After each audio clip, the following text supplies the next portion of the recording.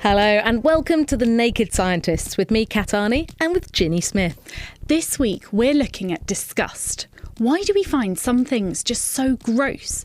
And are men more easily disgusted than women? Or is it the other way round? Plus, science headlines from around the world, including a universal flu vaccine, jumping robots, and why the zebra got its stripes. The Naked Scientists podcast is powered by ukfast.co.uk.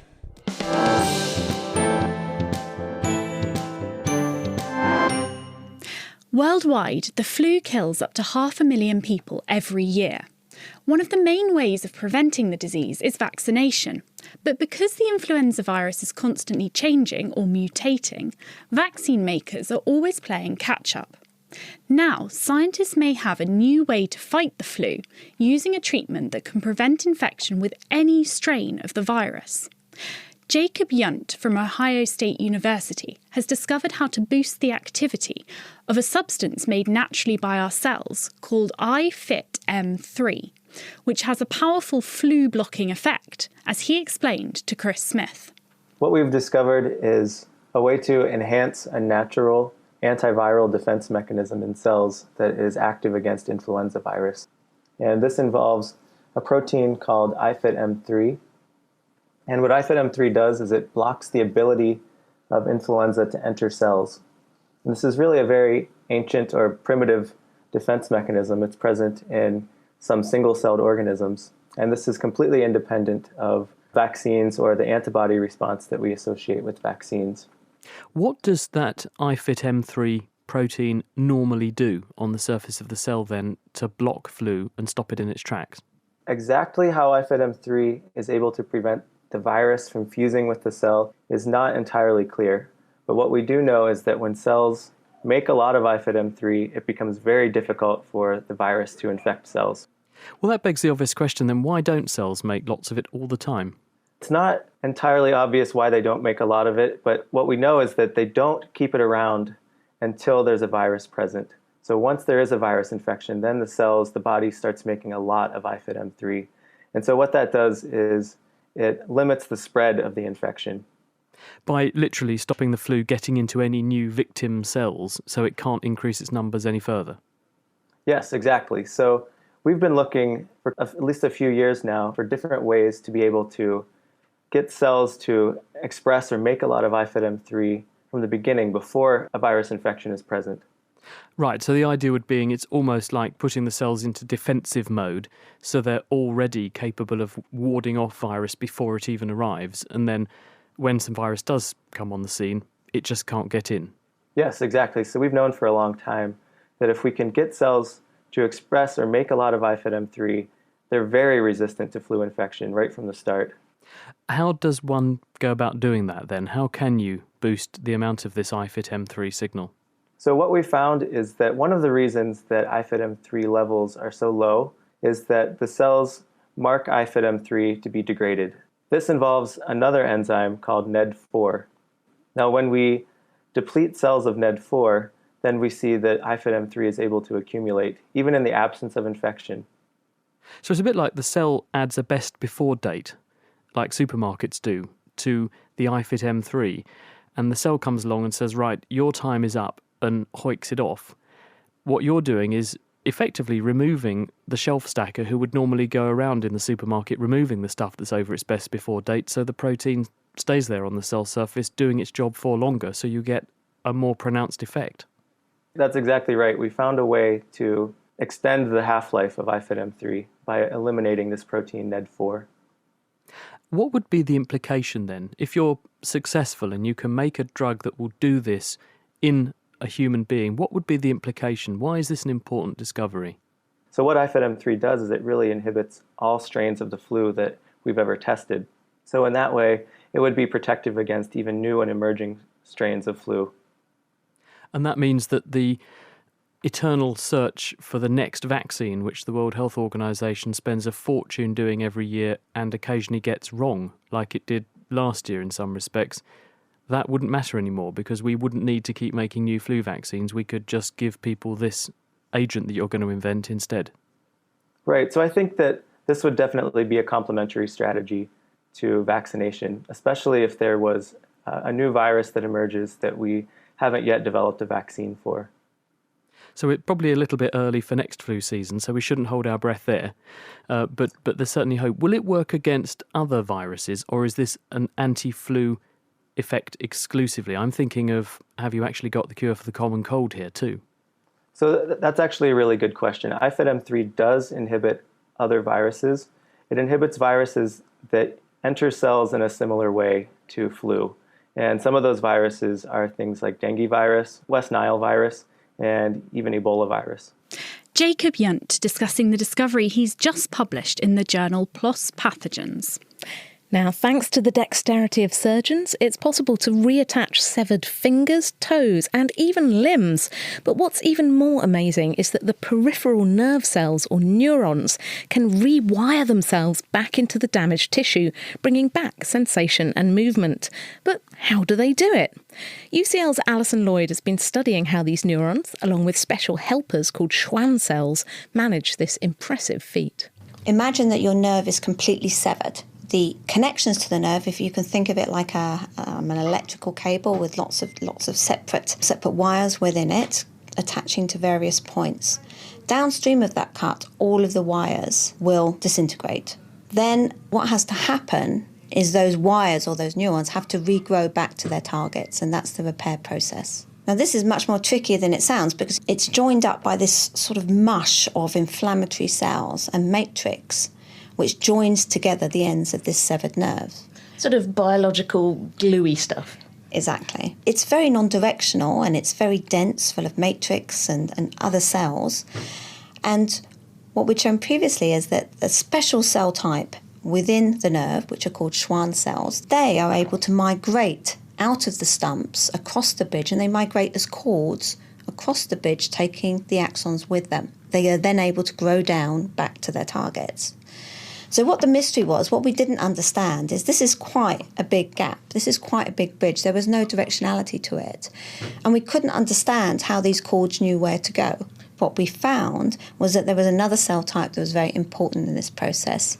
And these are endothelial cells, and these are the cells that make blood vessels. So what was happening first was that this mush had cells in it which were sensing that they weren't getting enough oxygen. What happens in response to loss of oxygen, that there are signals that make blood vessels grow. What do your results show might be going on when nerve cells are growing across this gap to repair the damage? What we found is that the Schwann cells are only able to migrate along the surface of another cell type, and in this case it's the blood vessels. So the first thing that happens within this bridge is that there's a lack of oxygen, which is sensed by inflammatory cells. They send out a signal which causes the formation of blood vessels. The Schwann cells can't migrate within this matrix. They need this surface of the blood vessels, and the blood vessels grow as tracks. They're polarised in the direction of travel, and the Schwann cells use this to find their way across the bridge. So it's kind of like a train can only run on a track. You know, once it gets going, it's great, but it has to have that track there first. Yeah, so the Schwann cells seem to have this engine. They can make this force for migration, but they need a specific track in order to migrate, and that's different to other cells. How can we use this knowledge to, for example, get better at repairing nerves? We have surgeons who tend to sew up the gaps, but even so, for serious injuries, there's often a gap in the nerves, and so people try and make artificial bridges to encourage this nerve regrowth. And that's a big problem area, in that sometimes the gap is quite big, and then you have these different artificial bridges that people try and use to encourage the neurons to regrow across this bridge area.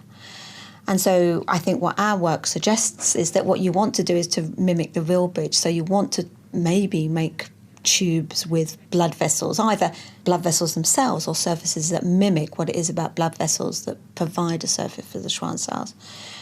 But I think it has broader implications for other diseases as well. I mean, the way that certain cancers spread within the body, these cells are moving along the surface of other cells. And it has been observed that cells such as melanomas and gliomas, for example. Those are brain tumours. They're brain tumours, and they're very, very invasive. That's the major problem with them. But they also seem to be migrating along the surface of blood vessels. So it's possible that when these cancer cells are moving and they're moving along blood vessels, they're using the same mechanisms that you see following an injury, and they're just co-opting this type of behaviour in order to spread. And so again, if we can understand that better, then possibly we can understand better how tumours spread and then maybe do something about it. Alison Lloyd from UCL, and that study came out in the journal Cell this week. You're listening to The Naked Scientists with Kat Arney and Ginny Smith. Coming up later, we're going to be talking about disgust. What is it, and why do we find things disgusting? Now, cave deposits, known as stalagmites, provide a valuable insight into how climate has changed in the past. Their isotopic composition, essentially variations in their elemental makeup, can inform us that a major climate event took place. However, the effect that climate events had on society is somewhat more difficult to unravel. A team of scientists have discovered a unique cave in central China that contains both stalagmites and dated inscriptions describing the effects that severe droughts had on the local population. Joanna Kerr spoke to Sebastian Breitenbach to learn more about reconstructing changes in climate that happened hundreds of years ago. We go into the cave and we try to find stalagmites that are grown very simple. We cut them open, and then we can already see these layers brown, white, sometimes they are translucent, and sometimes these layers are annual. And we can either count these layers to get a chronology, or we can take uranium series samples and date them precisely. And then we can take a small drill, like a dentist drill. You can take small samples and measure the isotopes or elemental concentration. How do the isotopes in the stalagmite, how do they actually tell us about the climate? For example, if you look at the oxygen isotope ratios, they are dependent on the oxygen ratios in the rainfall and in the water that infiltrates into the cave. And they would be more negative when there's a strong monsoon, and they would be more positive when there's a less strong or weak monsoon. However, this is always ambiguous because there are other factors that also influence oxygen, like temperature changes. The exceptional thing in this cave is that we have these inscriptions and we can compare extreme events, for example, with much higher delta 18 values, compare them to the inscriptions, and we actually find that the inscriptions that we have, the timing of these inscriptions fits very well with these extreme events. Why were people entering the cave, and why do you think that they chose to write about these climate events? They would go to the cave because the cave holds water for longer. Even if you have above the cave already dry conditions, the cave would still have some time when it was dripping. In the cave you have a lake, you have a lot of water flowing around. And people went there firstly to collect water. Certainly the local farmers knew about this cave for forever already. But then if this is the last wet place in the surrounding, then people would go there and pray. From what we know from these inscriptions is that the governor, for example, came to the place. So we have one inscription: the governor of the Ningqiang district came to the cave to pray for rain. And that's inscribed as a graffiti in the cave on the wall. In these inscriptions, did the people provide any information about how they reacted to the droughts, or how the communities reacted to the droughts? Not in great detail. The inscriptions are quite short. We know from historic record that these times were associated with civil unrest, even with cannibalism, with people migrating from one place to another in search for water. Do you think that there are any lessons to learn in terms of how the population reacted to these droughts and to climate change, and how we may react as a population in the future? So there are two important things that we should bear in mind. One is that a reconstruction that we have from this cave tells us that even relatively short but very intense droughts can have a very severe impact on human and on society in the region. Of course, we cannot directly compare what happened 500 years ago with what's going on right now, because now the civilization is much advanced and it's industrialized. But if you just think about the drought in California, even there's now a huge drought and people start moving away and digging deeper wells to reach the groundwater. So the society at large is still vulnerable to such events. The other thing that is important to keep in mind is that when we compare the geochemical evidence with model output, then we see an increasing likelihood of drought events and more frequent extreme events, meaning we might get more flood events during the monsoon, and we can also think of a longer dry period. So each winter might be, or dry season might be longer than before, and that would be disastrous for the farmers. Sebastian Breitenbach discussing his study, which was published in Scientific Reports.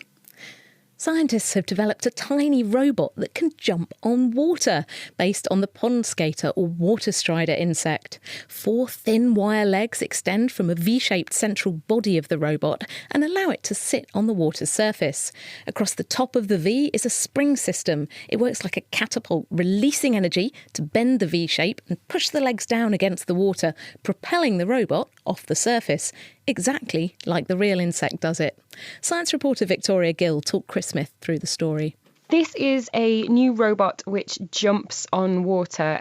This is researchers from Seoul National University in South Korea, and they have taken water striders, literally collected them from a local pond, and they've been studying them with high-speed cameras and looking at the mechanism by which they jump, because water striders are unique in that they can jump from the surface of water without breaking that water surface. So these researchers wanted to find out how and then create a robot that copied that mechanism. And that's what they've done.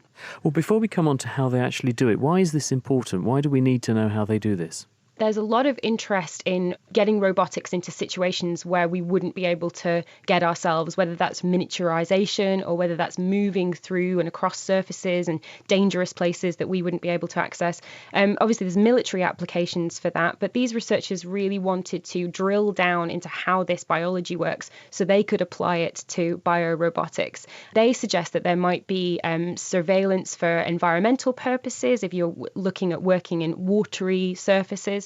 And there's also search and rescue applications. So what did the videos reveal? How do these insects do this? What they were looking at is water striders' skinny little legs and how they make contact with the water, but then how they move their legs as they press down with a downward force, and then you get an opposite upward force pushing them off the surface of the water. While most jumping insects apply a high force very quickly, the maximum force is that initial push off the ground.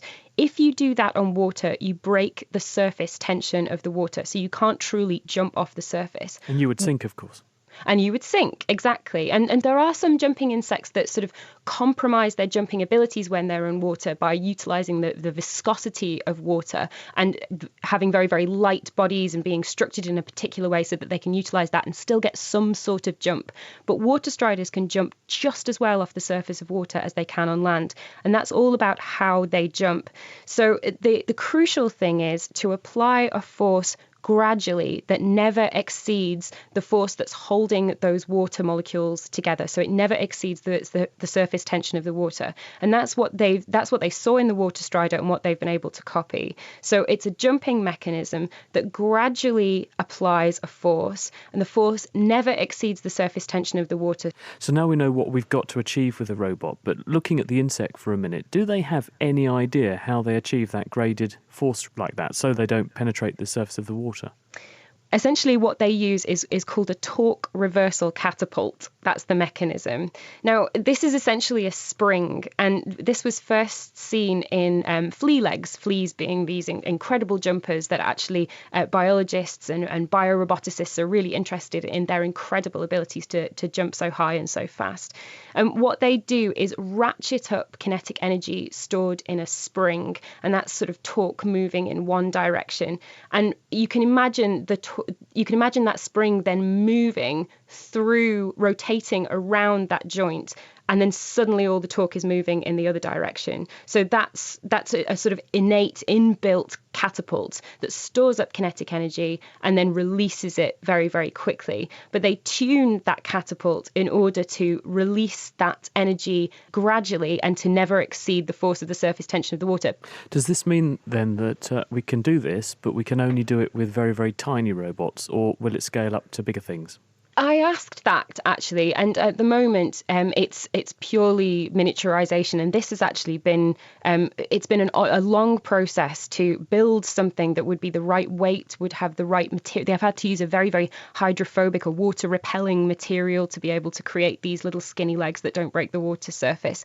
So there's been a lot of fine-tuned mechanics to create a light-bodied, skinny-legged insect robot. So at the moment, this couldn't be scaled up. The dynamics just wouldn't work in the same way. Victoria Gill reporting on that study, which was published in the journal Science.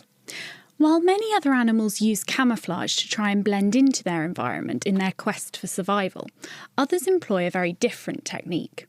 Zebras are the primary example of animals using so-called dazzle patterns to try to confuse their predators, the same idea that was behind the dazzle ships of World War I. However, 100 years after those boats were designed, new research has called into question just how effective their patterns really are. James Farr spoke to Anna Hughes from the University of Cambridge to find out more. We've just come into the University of Cambridge's Fitzwilliam Museum, and we're being led through a sort of series of galleries, all with lots of old-looking pieces of art and sculptures on the walls. We've arrived at a study room in which we're going to view some special drawings, I believe.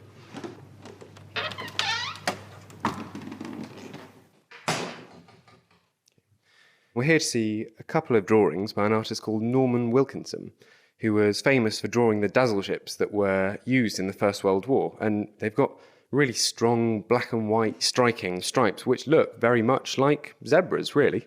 Yeah, so it was actually inspired by the natural world. It's been thought for a long time that the stripes on animals like zebras might act to confuse a viewer. It might make it hard to judge the speed or direction of them when they're moving. And this is why these warships were painted in this way. But it was not really ever tested at the time whether it worked. And so recent researchers asked the question, does it? Is that why zebras have stripes? That's the idea of this hypothesis, which is often called sort of motion dazzle hypothesis, that the stripes are an anti-predator defence.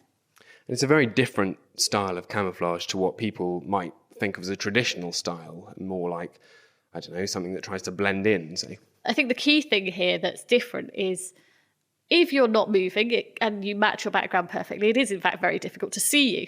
But as soon as you start moving, it's much easier to see anything, even if it's well matched to its background, because it just sort of pops out from the background.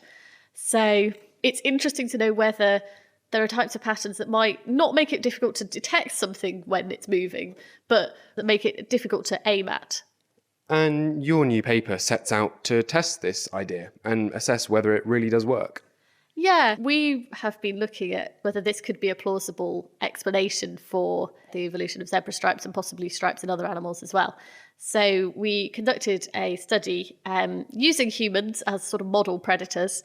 And what they have to do is they play a little game, basically a touchscreen game where they have to try and catch the moving targets. And we tested different types of targets with different types of patterns. And we were asking, do stripes of the sort that you might see in a zebra offer any benefit over a uniform grey that in our experiment was very well traditionally camouflaged against the background? And we found that when the targets were presented on their own, so that participants just tried to catch one target at a time, the striped targets and the grey targets were pretty similar. But when we looked at increasing the number of targets that were present at any one time, surprisingly, we actually found that the stripes were actually easier to catch than the camouflage grey. So it didn't seem to be that the stripes provided extra protection when there were more targets present. So in actual fact, the stripes made it easier in some sense for the predators, actual humans playing the game, to spot the targets. Yeah, this is kind of quite surprising. I mean, it is always worth remembering with this sort of study, it is an artificial setup in a lot of ways. Humans are not the natural predators of zebra, and lions and other predators do have different visual systems. So it could be that this is, partly an artifact of the way that we set up the game. And it's also the case that we used quite a simple model of how the targets moved. So they weren't particularly moving in a herd, but were moving kind of individually. And it would be really cool, I think, to test more thoroughly what it would be like if you actually tried to get the targets to move with relation to each other, because there you might see stronger effects. Are there any other areas you'd like to go down in the future to extend this research? So I think one of the cool things about this topic is that it's probably quite likely that there are multiple functions to the zebra stripes. And there's been a few recent papers that have suggested alternative hypotheses. So, for example, there's been some suggestions recently that the stripes might not actually be deterring mammalian predators, but are in fact maybe deterring flies, so biting flies that kind of irritate the zebra and maybe transmit things like malaria. So there may well be tests that can be done using flies to see if they're repulsed by stripes and whether that acts possibly in a sort of motion dazzle manner, making it difficult for them to land accurately or something like that.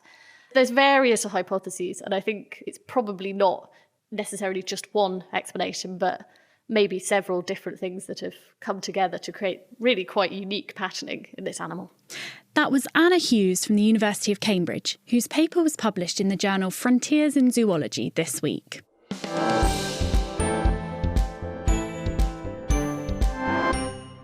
You're listening to The Naked Scientists with Kat Arney and Ginny Smith. If you'd like to get in touch, you can email chris@thenakedscientist.com, you can tweet @nakedscientists, or find us on Facebook.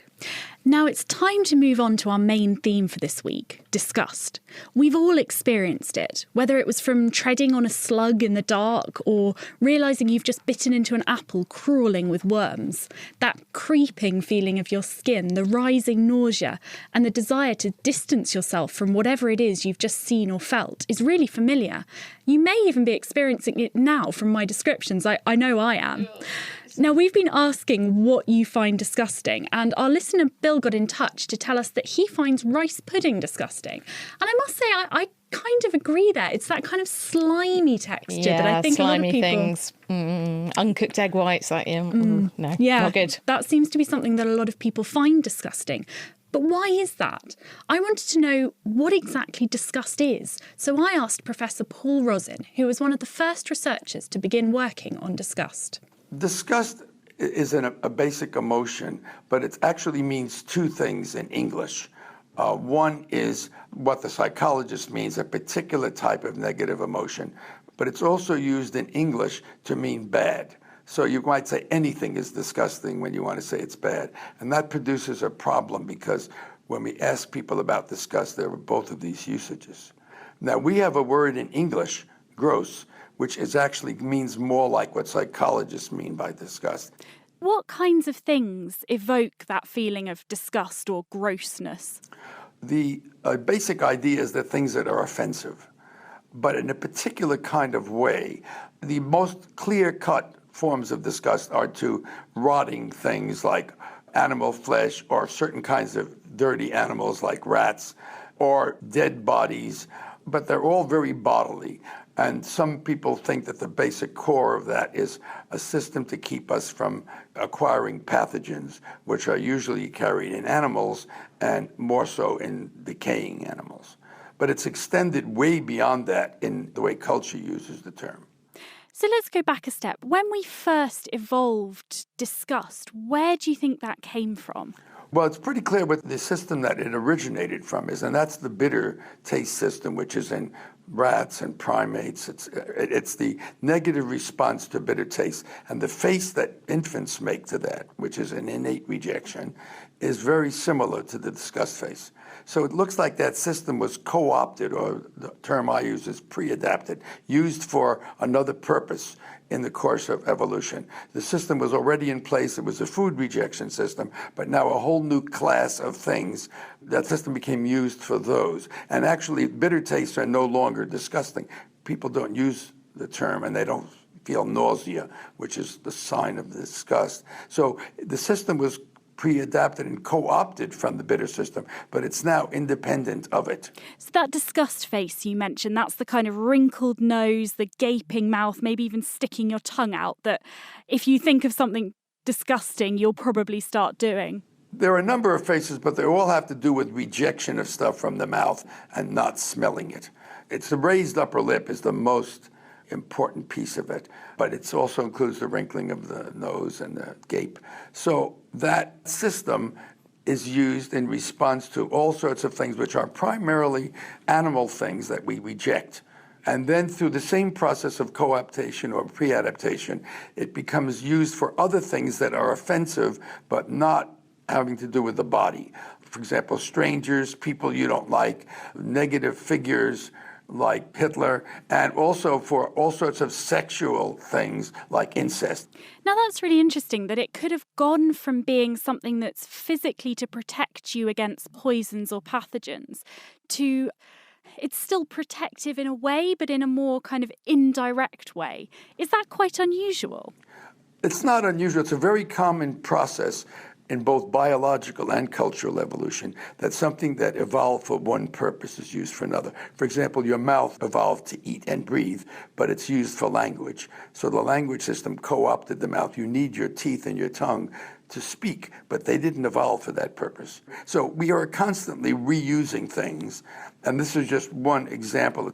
So the big issue now is, how do you link the presumed pathogen origin of disgust, which may have been biologically or culturally evolved, we don't know. But how do we get from that to other negative things? So one is to talk about the fact that sexual activity also is a potential way of passing pathogens, like sexually transmitted disease.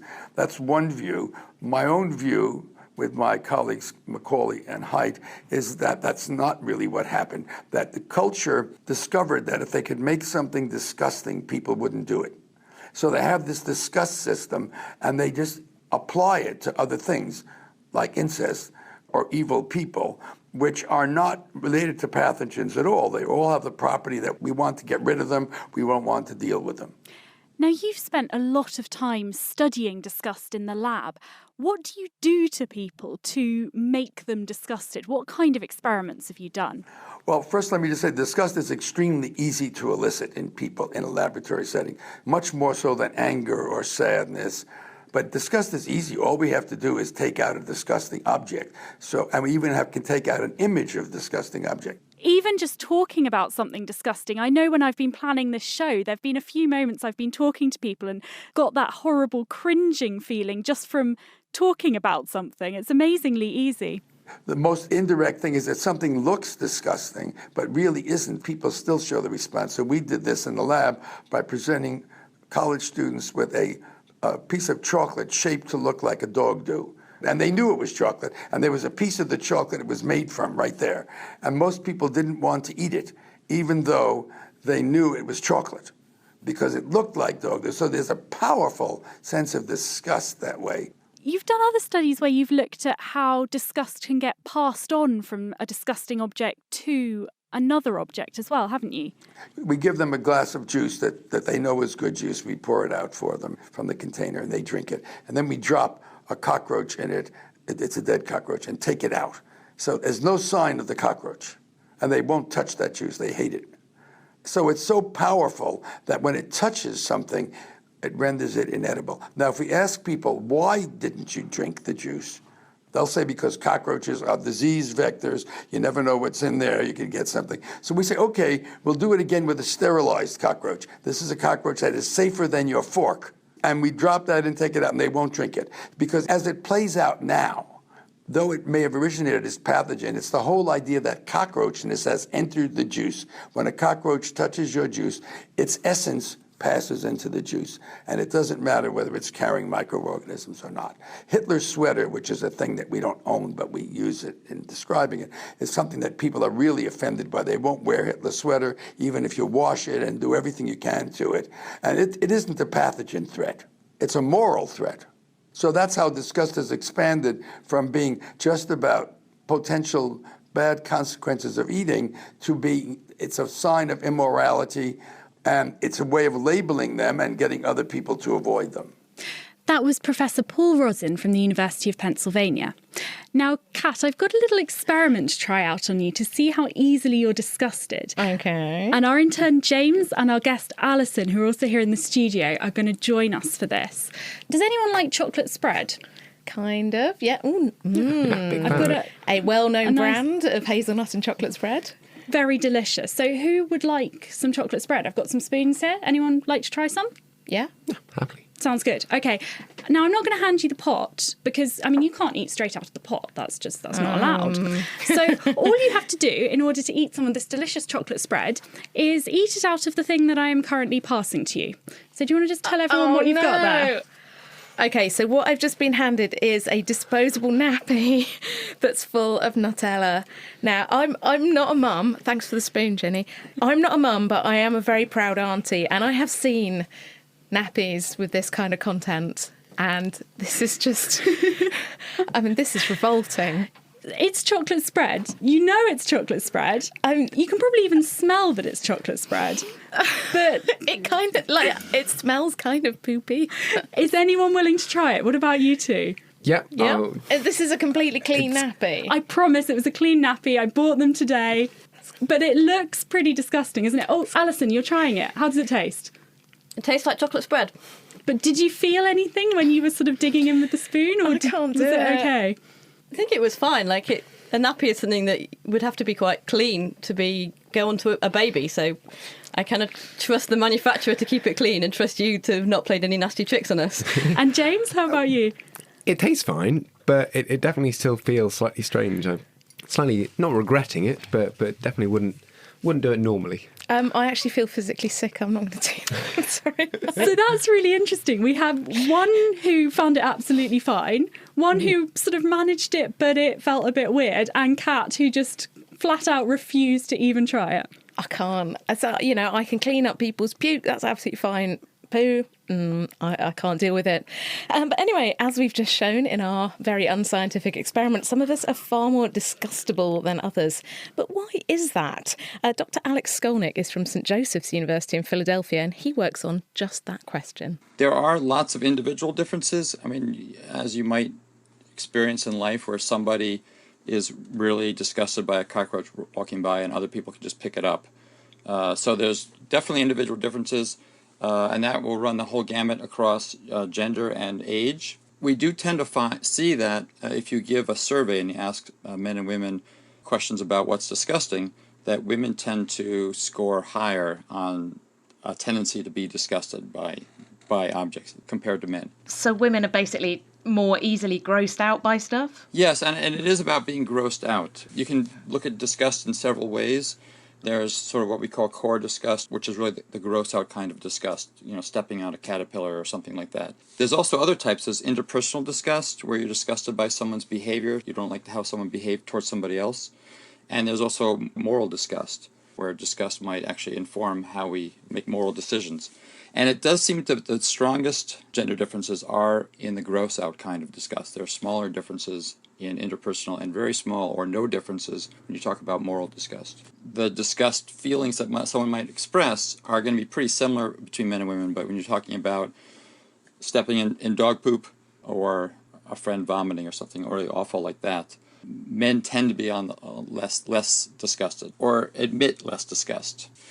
Why do you think that might be? You can try to explain why women maybe are higher in disgust than men evolutionarily, because you could think that women might be able to protect their pregnancies, let's say, if disgust is sort of protective, has a sort of protective function, because we are often disgusted by things that could be dangerous, or things that we eat might be toxic, that taste bitter, or certain insects might be dangerous, or snakes. Snake is a common disgust object. You might think that if you're high in disgust, you will be a little bit safer from these things that might be threatening. And so one idea is that women are higher because they're protecting their pregnancies and protecting their children from potential threats. And disgust might be that feeling that can warn you away from those things. Or is it just that guys aren't letting on that they find something horrible, that they want to pretend to be, tough. Oh, no, that wasn't disgusting at all. That's fine.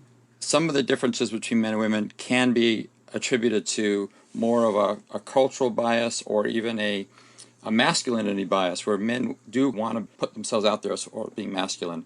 And emotions like fear and disgust and maybe expressing pain, these are things that might make somebody seem less masculine. I don't always think that they're suppressing these thoughts consciously. So I think sometimes it's a very quick and unconscious suppression, but I think they're just sort of in the habit of doing that. And are there cultural differences when you look across countries? Most of this research has been done in the United States or in United Kingdom or in Germany, several places in Europe or Australia. And when you do it in these places, you tend to find the standard pattern that women tend to be more easily disgusted. We studied disgust in Ghana, and we found that that Ghanaian students show actually a much higher level of disgust. They're much more easily disgusted than the comparison with students at my university. We also found that there really were very few gender differences between men and women in their disgust. And we had 4 different measures, and across all 4 there were no differences. So what do you think that tells us about why different people feel different levels of disgust? I think the cultural differences could lead us in a couple of ways to think about this.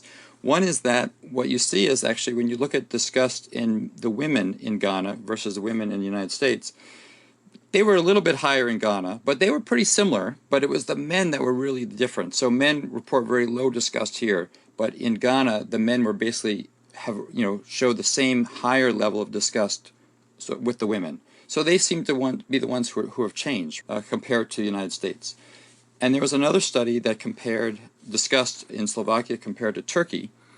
And in Turkey, they found the same thing where Turkish subjects showed more disgust than the Slovakian subjects, but they also showed no gender differences. So again, it seems like the women were pretty similar, but the men are the ones who are changing and increasing their disgust in these certain cultures. What do these kind of studies reveal about us, reveal about ourselves? I think that by understanding our emotions, all aspects of our emotions, which is really a very strong trend today in research, because they're really a strong part of who we are and how we manage the world and how we regulate. And emotions can lead us astray and cause problems for us in terms of mental illness and things like that.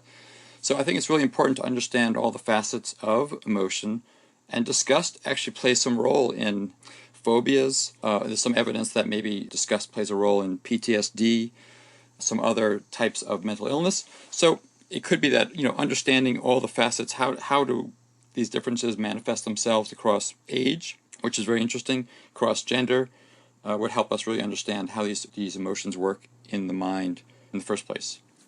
That was health and emotion psychologist Dr. Alex Skolnick. You are listening to The Naked Scientist with Ginny Smith and me, Katani. Still to come, can harnessing the power of disgust change people's behaviour for the better? But first, as well as body fluids and rotting meat, there are other things people commonly describe as disgusting, and many of them are sexual behaviours. But how do we decide what to find disgusting and what's acceptable? Well, Professor Robin Mackenzie works on neuroscience, medical law and ethics at the University of Kent, and she joins us now. What exactly is going on in the brain when we find something disgusting, when we have that reaction like Kat just had to the nappy full of chocolate spread? Well, to start with, the reaction begins in the stomach and the actual body as opposed to the brain. So you get a feeling of discomfort in your stomach, you get tense facial skin, and you get cardiovascular changes. Your heartbeat goes either up or down. Those sensations get translated by the insula in the brain to other areas of the brain that are involved with an emotional aspect to the reaction and a cognitive reaction. In the prefrontal cortex, we will make decisions about how to deal with the emotions and how to deal with the bodily sensations by interpreting all the information from the different parts of the body. Why are things like sex-related behaviours so strongly linked to disgust? One of the current theories which I'm adhering to is that we were evolved to find the best possible reproductive partners that we could. And what this meant was that we would be, in some sense, evolutionary programmed to look out for people who seem to be healthy, who seem to be likely to be able to produce healthy children with us. So someone who was ill, someone who was too young or too old, or in other ways unsuitable, would arouse disgust to prevent us considering having sex with them, as in someone in the same kin group as us, who was too close to have healthy children with. So the idea of incest makes you feel disgusted, and that's to make sure that you have healthy babies, because of course if you have a baby with someone closely related to you, they can have genetic defects. Absolutely. But of course things have changed a lot since the time we evolved in. So how does that kind of evolutionary disgust apply in modern society? Well, I think this is really interesting because from what Paul was saying, what happens with culture is that there's a lot of repurposing of primarily evolved mechanisms. For instance, if we look at reading takes advantage of things in the brain that were set up for facial recognition and object recognition, and those are put together to enable us to read, and that's a form of cultural evolution. If we're looking at cultural evolution in terms of sex, then with the Judeo-Christian heritage, a lot of the law and a lot of the moral ideas of what was right and wrong were oriented around ensuring that reproduction took place as a result of sexual activity. So things like adultery, incest, sex with animals were all seen as very much the wrong thing. Equally, having sex with someone who was menstruating was seen as a very wrong thing. Well, homosexuality and many of the kind of things that were seen as a very bad thing to do and disgusting are now increasingly seen as acceptable as our societies become more secular. So this is a form of cultural evolution.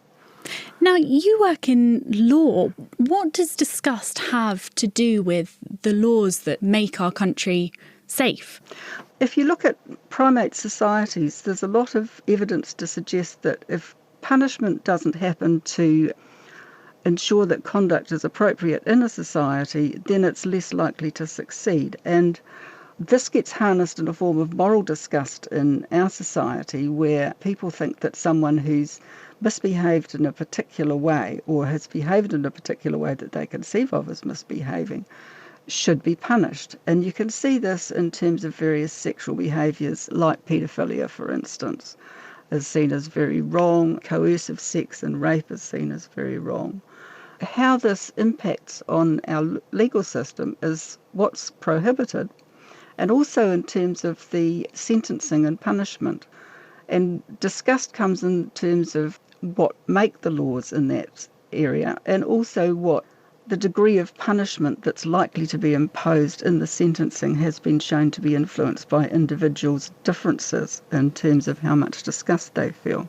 And of course, as we just showed, that can vary hugely. Fascinating. Thank you so much, Professor Robin Mackenzie. As we've seen, some people's attitudes to what they find disgusting can change over time, and this is something researchers are trying to harness to make the world a better place. Shockingly, there are billions of people around the world without access to adequate sanitation. In fact, more people have access to a mobile phone than to a proper toilet. Alison Parker is a lecturer in international water and sanitation at Cranfield University, and she's working to tackle this problem. Hi, Alison. Hello. As we've seen with our little test with the nappy and the chocolate spread, which I completely failed at, we have quite a strong disgust reaction to toilet waste, to poo and to wee, and particularly poo. What are our attitudes like here in the Western world? I think we have a natural disgust reaction to poo, because it does smell pretty bad. We're also taught that by our mothers when we're little about washing our hands when we've used the toilet. We're taught to leave the toilet in a state that someone else might want to use it afterwards. Ideally, yes, always. And what about other parts of the world? We heard Alex talking about cultural differences in levels of disgust. Does that same attitude persist all over the world, particularly in places maybe where they don't have such easy access to flush toilets and things like that?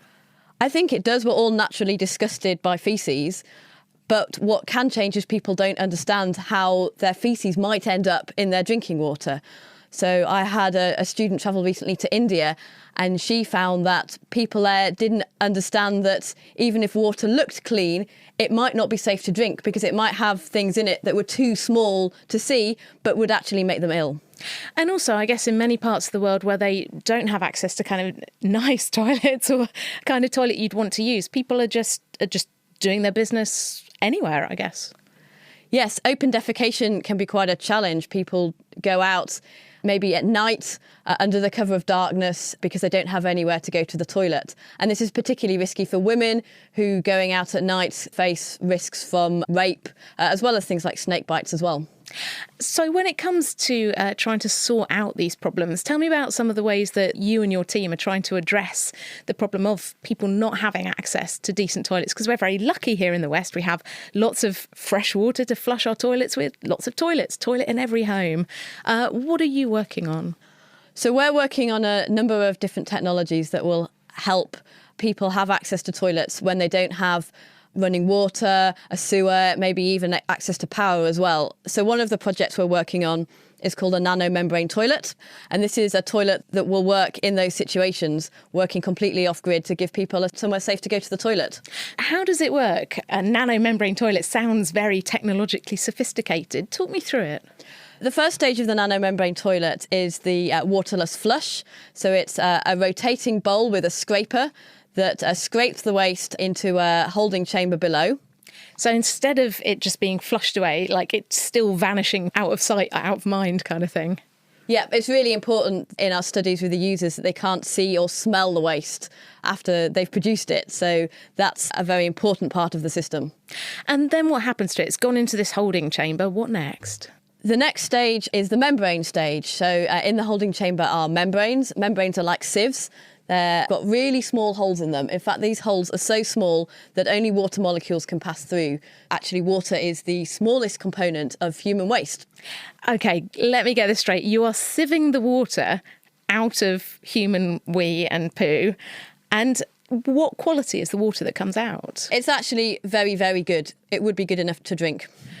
Right, so I failed the nappy chocolate spread test. If you gave me a glass of water and said, OK, this has been filtered out of poo, I think I would struggle to drink that. How is this kind of technology going down with people? In our initial studies in Ghana, we found that actually people were prepared to drink it, which surprised us as well. But actually, there are plenty of things that we need water for in the home that isn't drinking, for watering plants, for washing, lots of things that don't involve us actually consuming it. And those are needs as well, so the water can be used for that. And what parts of the world could this kind of technology be used for? Anywhere where there isn't a good sewerage network, which in many cities in Africa and Asia, 80% of the city cannot have access to a sewer. And in rural areas, that percentage is even higher. I mean, what about here, say, in the West as well? Because I find it crazy. I think it's something like 50 litres of fresh drinking water per person per day in the UK is just used to flush our waste away because we find it so disgusting. We're prepared to use drinking water. Could this kind of technology, do you think, be adopted here in the UK too? I mean, water's a very important resource. Certainly, we've had a lot of interest from people who have caravans and boats or just live in remote areas where they don't have sewers. And I think it's an interesting example where something that's a technology has been developed for use in low-income countries could actually end up being transferred back to higher-income countries, particularly as water stress increases. For so long, we've had this taboo about poo. You know, it is disgusting. No one wants to think about toilets. Maybe no one really wants to work on toilets. How exciting is it now that there suddenly seems to be interest in finding new toilet solutions? I think it's really exciting because the disease burden from poor sanitation is just huge. Yet no politician wants to be stood next to a toilet, having their photo taken, showing that this is what they've invested in. But actually, there is a growing interest in sanitation, a growing number of people working to develop new toilets. Thanks a lot to the Bill and Melinda Gates Foundation, who have funded a huge programme in this area. So we need toilets for the 21st century, not for the 5th century. Absolutely. Just finally, what is the most disgusting toilet that you've ever had to use on your travels? Probably some of the worst ones I've seen are the public toilets in Ghana. Some people there believe that they will get ill from squatting over the normal squat hole where people are meant to squat. So they do their business next to the toilet and then just leave it like that for the next user. So if you are that next user, it's pretty disgusting. That sounds absolutely revolting. Thanks very much for joining us. That's Alison Parker from Cranfield University. The Naked Scientist's Question of the Week, brought to you in association with the Houter Wisman Foundation, supporting science and education from Alpha to Omega. And finally, in this week's Question of the Week, we're taking a look into space to figure out where we actually are. Where are we within the universe? I would be lying if I said that this question hadn't crossed my mind more than once on a clear summer's evening, while I was gazing at the stars glinting in the distance. So I wanted to see what you thought. And Jeremy Baker on Facebook thinks that we're at the centre of what we can see, like an ant on a ball who's at the centre of everything that he sees, which is bound by his horizon. And Tony Spencer asked, since it all seems to be a bit limitless, who can tell? Well, let's see if Dr. Sean McGee from the University of Birmingham can help us out. Since the time of Newton, most cosmologists have assumed that the universe looks the same for all observers when viewed on a sufficiently large scale.